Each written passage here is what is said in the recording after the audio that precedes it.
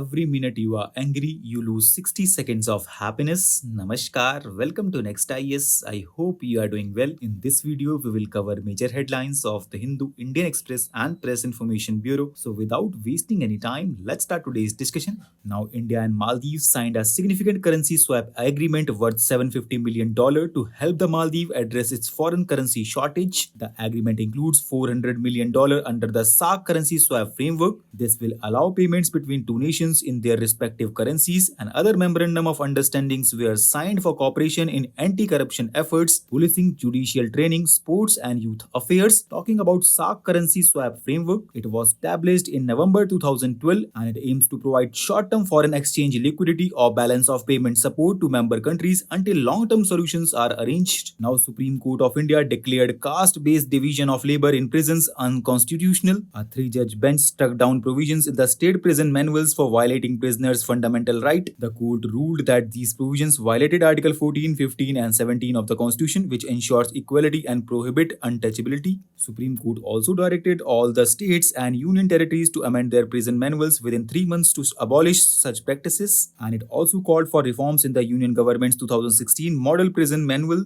and 2023 Model Prisons and Correctional Services Act, urging district legal authorities to oversee compliance. Now, Securities and Exchange Board of India introduced the Mutual Fund Light framework to promote passively managed mutual fund scheme. This framework is designed to encourage new players into the mutual fund ecosystem, and it offers lower risk investment opportunities to retail investors and improve market liquidity. Now, India has experienced a significant decline in academic freedom over past decade, according to the Free to Think 2024 report by Scholars at Risk Academic Freedom Monitoring Project. The report analyzed academic freedom in 51 countries, including India, Afghanistan, China, Germany, and it documented 391 attacks on higher education between July 2023 and June 2024. Now, Victor Ambrose and Gary Ruvkun were awarded 2024 Nobel Prize for Physiology for discovering microRNA. It is a major advancement in understanding gene regulation, and their discovery challenged the previous belief that gene expression could not be regulated after transcription began, revealing that microRNA precisely control gene activity in different cell types, allowing specialized cells to function properly. And do you know, friends, abnormal microRNA function can lead to disease like cancer, autoimmunity, and disorders of sight, hearing, and skeletal growth. And now scientists are exploring therapeutic interventions targeting microRNA to treat or prevent these conditions. Next article focuses upon wild ass. Because population of wild asses in Gujarat has risen by 26% as per the 10th wild ass population estimation. Talking about wild ass, they are known for their ability to survive in the harsh desert conditions of Gujarat with temperature reaching 45 to 50 degrees Celsius, and they can run at speeds of 50 to 70 km per hour. They are protected under Schedule 1 of the Wildlife Protection Act, and they are listed as near threatened species by International Union for Conservation of Nature, and they can be found in Little Run of Kutch and Great Run of Kutch. Now, Indian government has introduced a new bilateral investment treaty with the UAE, easing arbitration norms for UAE investors. This marks a shift from the model BIT established in 2015.